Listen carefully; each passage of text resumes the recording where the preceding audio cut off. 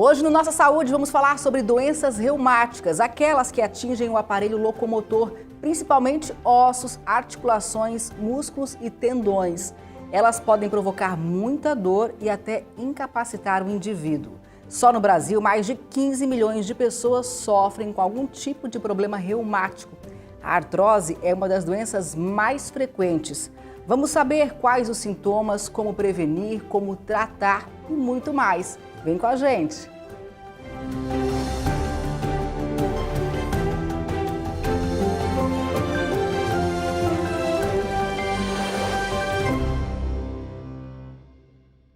E vamos receber no nosso estúdio de forma virtual o Dr. Ivânio Alves Pereira, reumatologista, diretor científico da Sociedade Brasileira de Reumatologia. Ele também é doutor em reumatologia e chefe do Núcleo de Reumatologia do Hospital Universitário da Universidade Federal de Santa Catarina e professor da Unisul. Dr. Ivânio, seja muito bem-vindo aqui ao Nossa Saúde, que prazer lhe receber. Prazer é meu, Rafaela. Muito bom estar aqui com vocês. O Ministério da Saúde diz que são mais de 100 as doenças reumáticas. Poderia citar para a gente, quais são as mais frequentes? Sim, Rafaela. As doenças reumáticas ocupam um percentual do ponto de vista de motivos de atendimento médico nos ambulatórios, nos hospitais, de forma muito frequente, tanto nos ambulatórios clínicos como nos ambulatórios de especialidade, né? Doenças, por exemplo, como osteoartrite, que é a conhecida como artrose, outras condições como osteoporose, elas ocupam um percentual muito grande, né? Depois dos 60 anos de idade, mais do que 40% das pessoas têm artrose, osteoartrose. Outras condições, como, por exemplo, osteoporose, que é o enfraquecimento dos ossos que causam fraturas, também é muito frequente, especialmente nas mulheres depois da menopausa.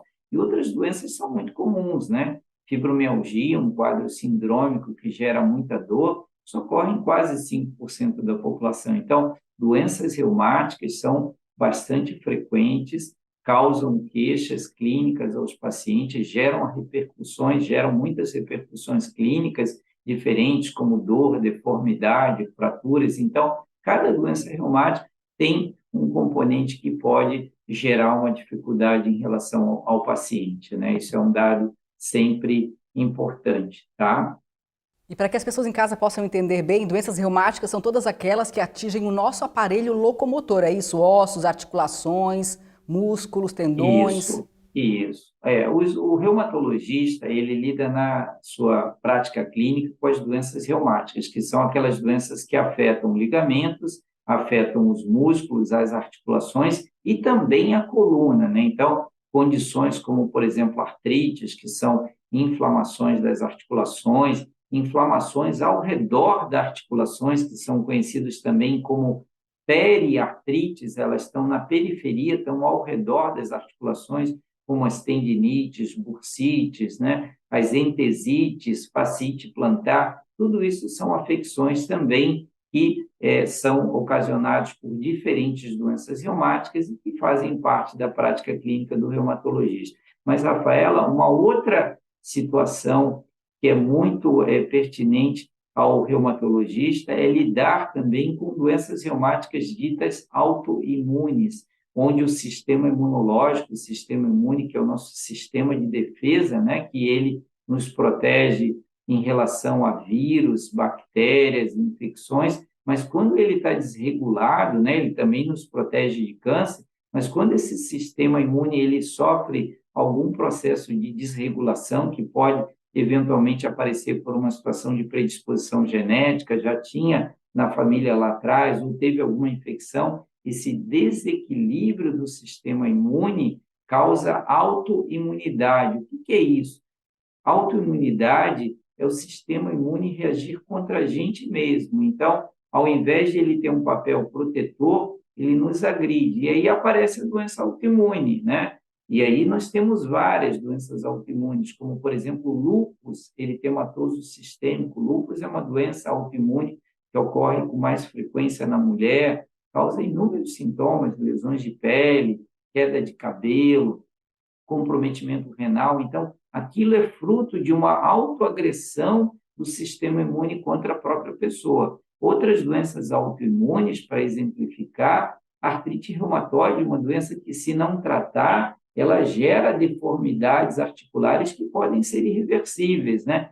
E apenas só para lembrar, né, várias condições que a gente vê, né, como, por exemplo, o próprio vitiligo, aquela doença que o dermatologista lida na pele, em que a pele fica com aquelas manchas brancas, sem pigmentação, aquilo também é doença autoimune. Então, habitualmente, o reumatologista, ele lida com essas doenças musculoesqueléticas, né? E ele lida com doenças autoimunes que, caracteristicamente, elas não são localizadas, elas são sistêmicas. Então, diferente do vitiligo, por exemplo, que só pega a pele, ou da tireoidite de Hashimoto, que é autoimune e pega só a tireoide, o reumatologista, habitualmente, ele lida com doenças autoimunes de autoagressão que são sistêmicas, que pegam ao mesmo tempo a pele, a articulação, o pulmão, o rim, e que, frequentemente, se não tratada e não diagnosticada numa fase precoce, ela pode ser grave, né?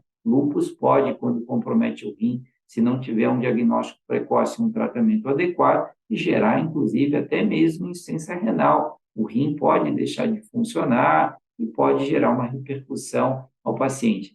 Por sorte, Rafael, a grande maioria dessas doenças reumáticas, né, sejam elas autoimunes ou não, elas têm novos tratamentos, né? É importante lembrar, especialmente a quem está nos assistindo aqui, que houve um conhecimento muito grande do ponto de vista de como essas doenças autoimunes ocorrem, e isso gerou oportunidade de criação de novos tratamentos e que faz com que esses pacientes, por exemplo, hoje você não tem mais doente que começa há 6 meses atrás, um ano atrás, com uma doença em que você faz o diagnóstico de artrite reumatoide e você gera a esse paciente uma expectativa muito boa de você dizer para ele, olha, nós temos nos últimos anos medicações e várias delas e disponíveis também na rede pública, né, que permitem com que você não só vai ficar bom dos seus sintomas, da dor,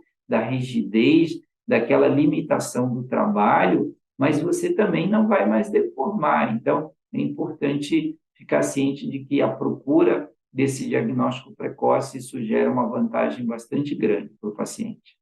Muito bom isso. Agora, doutor, a gente depois vai falar um pouquinho mais sobre tratamento, mas antes de chegarmos lá, eu queria entender assim, ó, quando a gente fala de doenças reumáticas, a gente tem um conjunto de sintomas que a gente pode pensar, nossa, eu posso estar com alguma das doenças e eu preciso procurar um médico.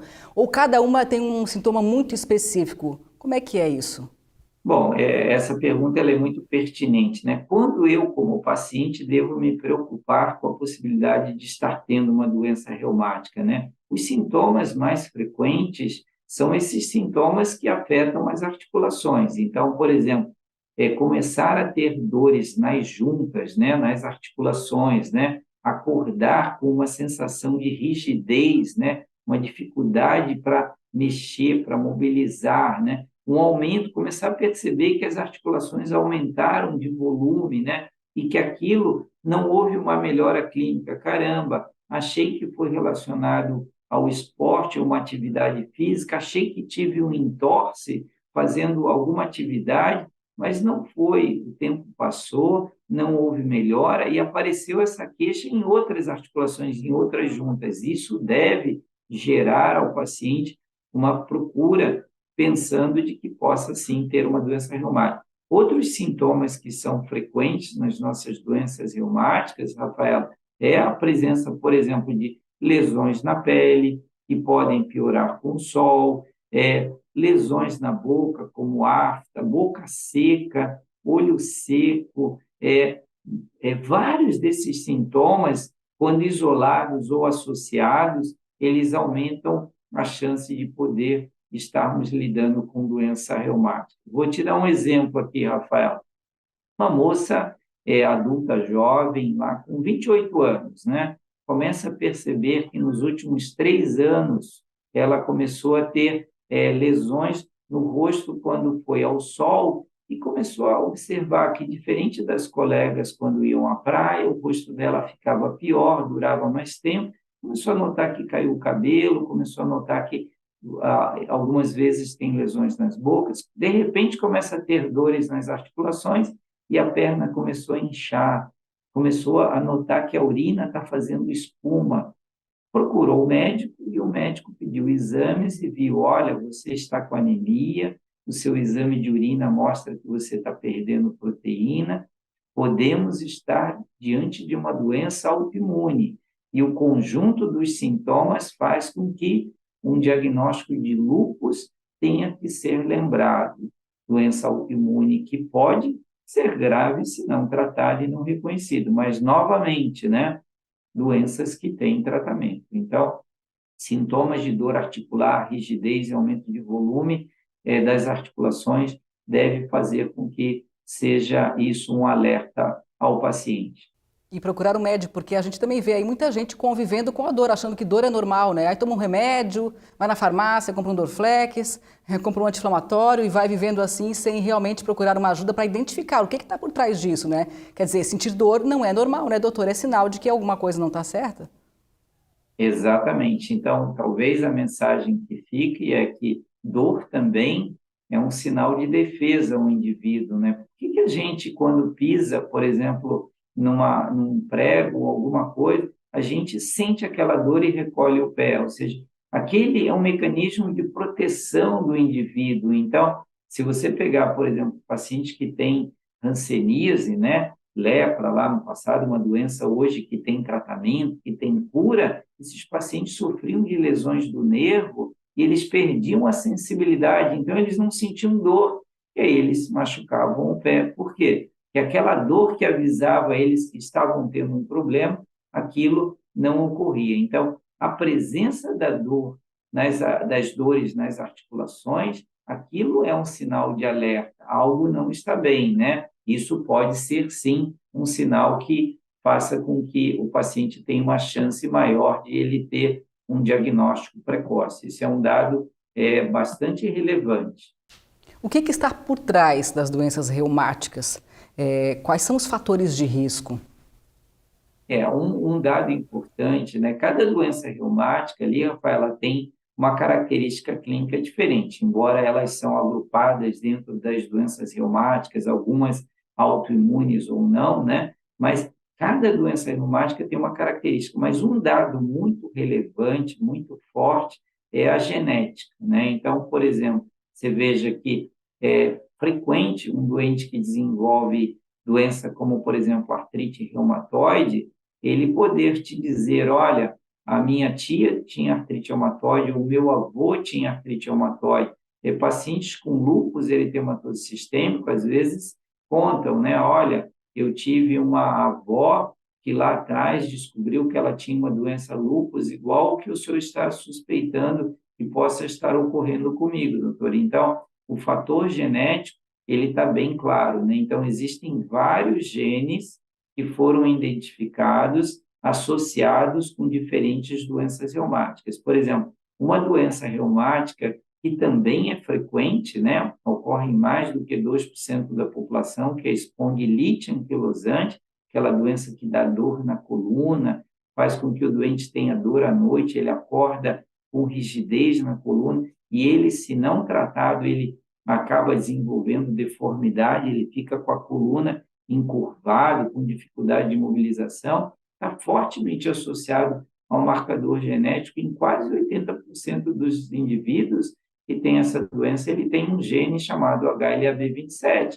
que na população não está presente em mais do que 8%. Então, a genética influencia muito o aparecimento disso. Outros fatores de risco para o aparecimento dessas doenças reumáticas, Rafael, incluem, por exemplo, até mesmo o sexo. Quando você compara assim, né, o sexo feminino comparado com o sexo masculino, o gênero feminino, ele se associa a 8, 9 vezes mais chance de lúpus quando comparado com o homem. O homem é mais raro ter lúpus, né? Por outro lado, uma outra doença reumática, ele é quase 10 vezes mais comum no homem do que na mulher, que é a gota causada pelo ácido úrico. Então, a parte hormonal, o estrogênio da mulher ela predispõe a algumas doenças, como lúpus, Sjögren, e o homem, por outro lado, tem mais chance de ter algumas doenças contrário à mulher. Então, fatores hormonais, genética, incluindo a predisposição familiar. E um dado que é muito importante, né, que os pacientes perguntam, né? Tá bom, a genética eu não consigo mexer, doutor, porque ela vem da minha família, eu não tenho como mudar a minha carga genética, né? Também não tenho como mudar do ponto de vista da minha parte hormonal, né? Mesmo que eu faça suplementação, mas aquilo é uma coisa inata ao indivíduo, né?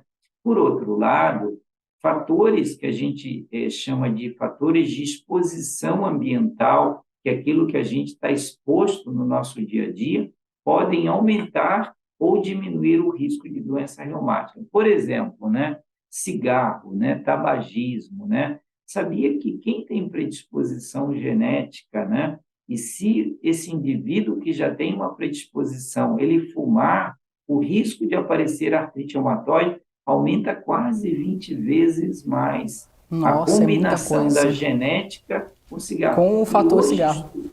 e hoje estudos, Rafael, mostram que outros fatores, por exemplo, como exposição a grandes quantidades de pó, poeira, né? Só para exemplificar, sabe que quando teve aquele acidente, aquela tragédia lá do World Trade Center, lá do 11 de setembro, nos Estados Unidos, que caíram as torres, aqueles bombeiros que trabalharam lá, tirando toda aquela os resíduos das torres que caíram, eles foram expostos àquela poluição, àquela fuligem, ao pó de todo aquele cenário ali. E muitos deles desenvolveram doenças autoimunes diferentes, doença pulmonar, como sarcoidose, outras doenças. Então, é só para lembrar que a proteção de alguns fatores nocivos, né? Especialmente aqui eu queria enfatizar muito o cigarro, né? E outra coisa que os doentes comentam muito, Rafael, é em relação a estilo de vida, né? Então, seguramente, né? O peso corporal, a obesidade, uma dieta inadequada, né? Um consumo de grandes quantidades de alimentos com gorduras saturadas, né? Muito carboidrato, muito glúten, pode, mesmo quando não provado, causando aquilo participa, às vezes, em relação a ter um comportamento da doença pior, né? Uma coisa que a gente observa muito na prática clínica, né, é que aquele doente que vem, né, fazendo uma dieta, que ele come muita verdura, fruta, salada, come menos glúten, come menos comida gordurosa, menos carboidrato, faz mais atividade física, ele perde peso, ele tem, mesmo tomando o mesmo medicamento que ele usava antes, ele tem um comportamento do ponto de vista do quadro inflamatório melhor, ele tem uma melhora clínica. Uma Então, resposta esses melhor. fatores hoje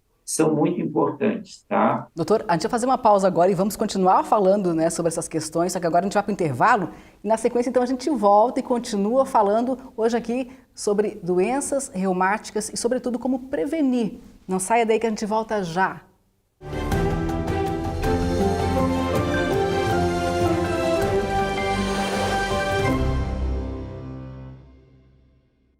Estamos de volta com o Nossa Saúde, a gente segue aqui o nosso bate-papo, hoje conversando sobre doenças reumáticas com o reumatologista Ivânio Alves Pereira.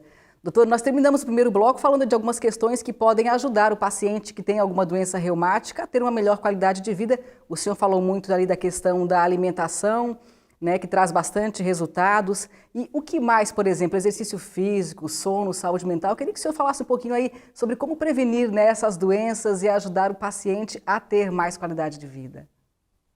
Essa é uma questão bem importante, assim, Rafael. Algumas condições reumáticas, né, o tratamento é desafiador porque ela não depende somente do tratamento dito medicamentoso, farmacológico, né? Uma vez fazendo o diagnóstico, você tem que dividir com o paciente uma parte que cabe a ele, né? Então, por exemplo, né, fibromialgia, né, que não é uma verdadeira doença, ela é uma situação de uma síndrome que realmente ocorre. Esses doentes sofrem de dor, sofrem de fadiga crônica e eles têm distúrbio do sono, um sono dito não reparador, né? Se eu disser para eles, olha, temos medicamentos que são bons para a sua doença, e de fato temos, né, para essa condição sindrômica, mas na prática clínica e olhando os estudos, a gente tem certeza que se não houver uma participação acerca de aumentar a atividade física, tentar melhorar a qualidade do sono, a sua resposta ao tratamento pode não ser boa. Então, habitualmente, dependendo da doença específica, eu tenho que orientar o paciente a procurar um tipo de atividade física. Então, por exemplo, nós estamos falando aqui de fibromialgia, uma condição que ocorre em quase 5% das mulheres. Eu digo para elas, olha, vocês precisam deixar com que o sono seja aquele momento para você ter um bom repouso. Então, você tem que ter pelo menos ali quase 8 horas de sono, não ir para a cama com o celular, não ficar na televisão vendo, às vezes, notícias que deixem, às vezes, a mente pensando e uma dificuldade de atingir um sono profundo, porque elas vão acordar, às vezes, pela manhã cansada, um sono que não foi profundo, e aí acorda já iniciando o dia com fadiga, com dificuldade para fazer atividade física, e aí vem um ciclo vicioso. Caramba, a minha dor não melhora, começa a ter algum estado de desânimo, de desmotivação, e você tem que quebrar isso. Então, o quebrar isso não é somente com o remédio, né? Então, um estilo de vida saudável, né? Com uma boa qualidade do sono, um bom tempo de duração do sono, uma atividade física regular, uma coisa muito importante, né? Atividade aeróbica, né? Essas atividades aeróbicas, sejam bicicleta, caminhar, correr, natação, hidroginástica, isso aumenta, mexe com níveis de serotonina, endorfina. Endorfinas são as nossas morfinas endógenas. Isso gera também analgesia, isso muda o nosso limiar de dor, né? Se você pegar estudos que foram feitos em atletas, né, você vai olhar e eles sentem menos dor, né? E isso é uma situação proporcional. Então, o doente, quando me pergunta assim, puxa, doutor, mas eu sinto dor. Então, exatamente, nós vamos ter que começar uma coisa gradual, lenta, mas progressiva. Vamos ter que sair desse modelo atual de que a dor impede totalmente a atividade física. É importante que a atividade física seja gradual, lenta, bem orientada.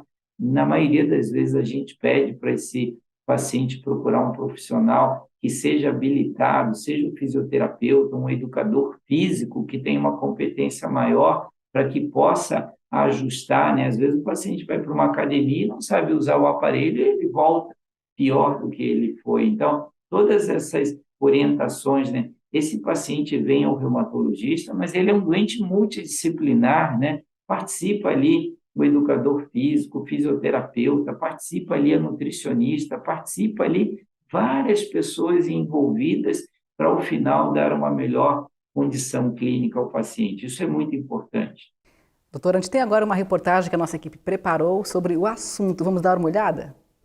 Quem vê esse grupo sorridente nem imagina que eles compartilham histórias de sofrimento por causa da fibromialgia, uma doença reumatológica que afeta a musculatura e causa dor. O sorriso é pela conquista na evolução do tratamento. Eles são pacientes do Ambulatório de Atenção à Saúde da Pessoa com Fibromialgia da Unesc, em Criciúma. O serviço é pioneiro e referência em todo o país. O ambulatório atende pacientes de 27 municípios da região e todo o tratamento é gratuito, como explica o coordenador do ambulatório, Aires Mondardo.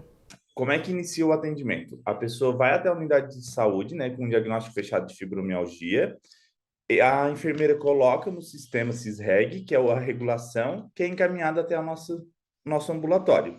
Lá eles passam por um acolhimento com profissionais de fisioterapia, psicologia, enfermagem, farmácia e nutrição. Preenchendo os critérios, ele entra para o nosso ambulatório. né, ele começa a receber os atendimentos. O nosso objetivo é melhorar a qualidade de vida das pacientes ou dos pacientes, né? Eu falo das pacientes porque a maior prevalência são em mulheres, tá, com fibromialgia, e não em homens. Nós temos 97 atendimentos hoje e apenas um é homem, o resto são mulheres. Então, o nosso objetivo mesmo é melhorar a qualidade de vida deles, né? Não somente da paciente, mas sim da família. O programa, ele faz com que a família se envolva também nos atendimentos, né? Para os familiares também entenderem que fibromialgia, sim, é uma patologia e ela existe, né? Muitos dizem que é psicológico, mas não, ela realmente existe. Em 2022, o ambulatório realizou cerca de 2.000 atendimentos. Durante o tratamento, cada paciente recebe até 24 atendimentos.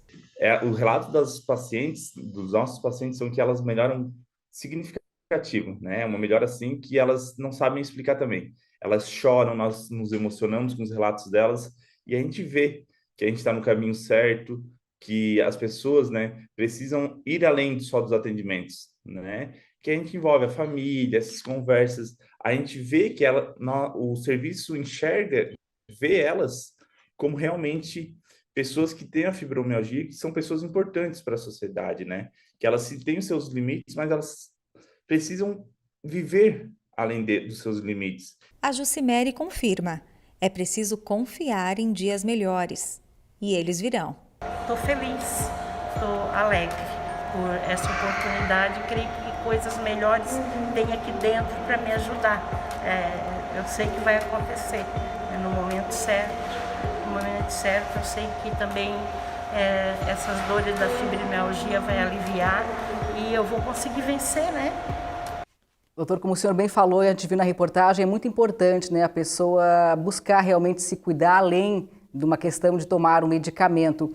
E aí, eu gostaria de saber do senhor, assim, ó, porque hoje a gente vê aí, só no Brasil, são mais de 15 milhões de pessoas com algum problema reumático. Qual o impacto disso, né, de forma social, econômica? Fala um pouquinho para a gente sobre isso.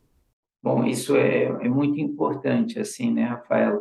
As doenças reumáticas, elas ocupam, do ponto de vista de posição, uma causa muito importante de afastamento do trabalho, né, junto com as doenças cardiovasculares, né, as doenças reumáticas, como, por exemplo, a osteoartrose, a espondilite, a artrite reumatoide, e ela, infelizmente, se não tiver um diagnóstico precoce, a chance desse paciente deixar de produzir, né, e de gerar renda para ele, para sua família, para os seus dependentes, é um problema realmente muito grande. Por isso que esse cenário ele vem mudando, né? Quando você olha, né, aquelas mesmas doenças que determinavam no passado, né, o afastamento precoce, né? Esses doentes que tinham espondilite anquilosante, cedo eles ficavam aposentados, com invalidez, perdas de situações salariais pelo afastamento pela doença, né? Então, isso gerava uma situação que era realmente muito difícil. Por sorte, isso vem progressivamente mudando, né? Então, isso inerente aos novos tratamentos que esses pacientes têm. Mas lembrar que algumas condições elas ainda são muito frequentes, porque algumas das doenças reumáticas, elas são também degenerativas, e na medida em que a população vai aumentando a sua sobrevida, né, a gente vai tendo uma população mais idosa, também essas condições vão aparecendo de forma mais frequente também, né? Mas o impacto é muito grande, né? Com certeza. E aí o senhor falou em questão de tratamentos, e eu queria saber o que tem de mais moderno hoje no mercado, né, focado para essas pessoas que sofrem com algum tipo de doença reumática? Bom, isso é muito relevante, né? Veja que eu comentei ali que doenças, né, como osteoporose, doenças outras autoimunes, não osteoporose, mas, por exemplo, artrite reumatoide, lúpus, vasculite, todas são doenças essas autoimunes, elas, com o conhecimento das alterações do sistema imune, existem hoje a criação de drogas que a gente poderíamos dizer assim, inteligentes, que elas vão ao alvo onde está o problema, elas são muito específicas e encontrar no sistema imune aquilo que está desregulado aquela substância, aquela célula está em quantidade maior, eu vou bloquear exatamente ela. Então, existe a geração nos últimos 20 anos de medicamentos em reumatologia chamados medicamentos biológicos. E esses medicamentos biológicos são usados em artrite reumatoide, artrite psoriásica, psoríase, são usados em lúpus eritematoso sistêmico, em espondilite, e esses doentes tiveram uma resposta muito grande, né? E o mais importante disso tudo, gente, é que isso mudou a qualidade de vida desses pacientes, mudou a capacidade laborativa, né, de produção de trabalho desses pacientes, mudou a chance desses pacientes não desenvolverem deformidades nas articulações irreversíveis. Então, isso faz parte hoje do arsenal, do grupo de medicamentos que pode prevenir a piora da doença. Então, hoje, na reumatologia, a gente tem um grupo de drogas muito benéficas para esses pacientes. E isso, novamente, a gente bate naquilo que a gente estava discutindo, né, Rafaela, aqui, é a importância do diagnóstico precoce e de uma boa estratégia de tratamento. E lembrando, né, o SUS disponibiliza essas drogas biológicas e outros medicamentos eficazes para os nossos pacientes com doenças reumáticas, o que é uma grande notícia, né? Com certeza uma grande notícia. E aí, né, tendo esses remédios mais poderosos, mais modernos, aliados à questão que a gente falou ali, de uma vida mais saudável, com uma alimentação mais balanceada, exercício físico, um sono reparador, quer dizer, aumente muito a qualidade de vida dessas pessoas, né, doutor? Com certeza, isso é muito fundamental, importante, né? mesmo, fundamental. Nosso tempo está encerrando. Eu gostaria que o senhor fizesse aí as suas considerações finais, deixasse um recado aí para os nossos telespectadores. Bom, Rafaela, a mensagem que fica é, né, lembrar, né, doenças reumáticas são doenças reumáticas são doenças frequentes na população. Por sorte, o seu reconhecimento, não obviamente somente pelo médico reumatologista, mas pelos médicos de outras especialidades e pelos grandes parceiros médicos, né, os profissionais que lidam com áreas afins, né, os fisioterapeutas, os nutricionistas, né, os educadores físicos e todos os envolvidos hoje reconhecem a possibilidade, e é muito comum, não, olha, eu fui lá no meu fisioterapeuta ou eu fui lá no meu nutricionista, ela suspeitou que algo diferente pudesse estar ocorrendo e que pudesse ser autoimune. Então, o reconhecimento precoce é a mensagem que fica, porque hoje temos, de uma forma multidisciplinar e de uma forma não somente farmacológica, oferecer a esses pacientes uma mudança do curso clínico da evolução da doença reumática. Então, na presença de sintomas, procure sim um reumatologista e outros médicos que tenham conhecimento dessas doenças autoimunes e das doenças reumáticas para que tenha um bom diagnóstico e tenha a oportunidade de ser tratado. É isso, e quanto mais cedo, melhor. Doutor Ivânio, um prazer enorme conversar com o senhor, ter o senhor aqui no Nossa Saúde. Muito, muito obrigada por dividir aí a sua experiência e os seus conhecimentos conosco. Obrigado, Rafaela. Obrigado aos espectadores. Muito bom ter vindo aqui. Um abraço. Um abraço. E assim, então, nós vamos encerrando Nossa Saúde de hoje. A você, obrigada pela audiência. Nós nos vemos no próximo programa. Até lá!